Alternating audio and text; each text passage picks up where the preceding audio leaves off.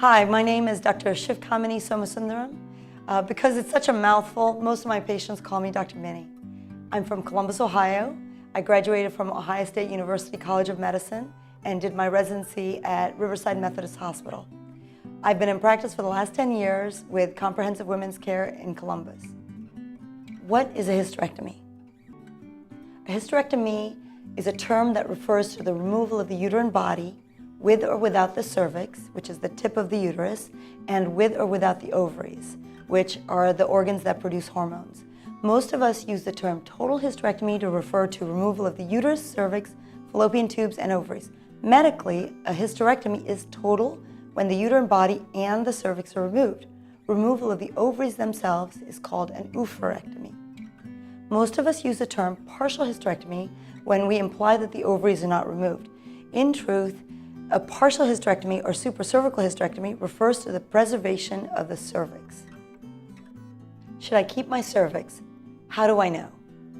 There's controversy about whether to preserve the cervix. Some physicians believe that leaving the cervix behind results in more rapid healing, less postoperative pain, and fewer intraoperative risks. Another component is the belief that there's improved sexual function subsequently. The studies are inconclusive on this topic. Situations where a supracervical hysterectomy is feasible include treatment of fibroids and heavy bleeding. I tend to discourage cervical preservation in patients who have endometriosis, pelvic pain due to pelvic congestion syndrome, or a prior history of abnormal pap smears. The downside to cervical preservation is a slightly higher rate of cyclic bleeding with supracervical hysterectomies.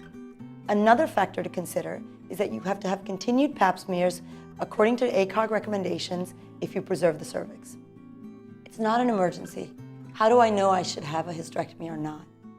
A hysterectomy can help treat heavy bleeding, symptomatic uterine fibroids, chronic pelvic pain, endometriosis, uterine prolapse, and gynecologic cancers.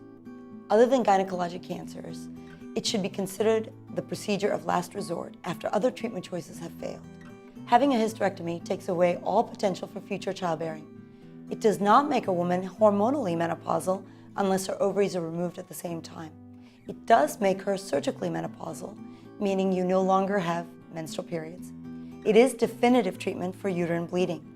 Once performed, a woman should no longer have any vaginal bleeding. It does help significantly in that environment.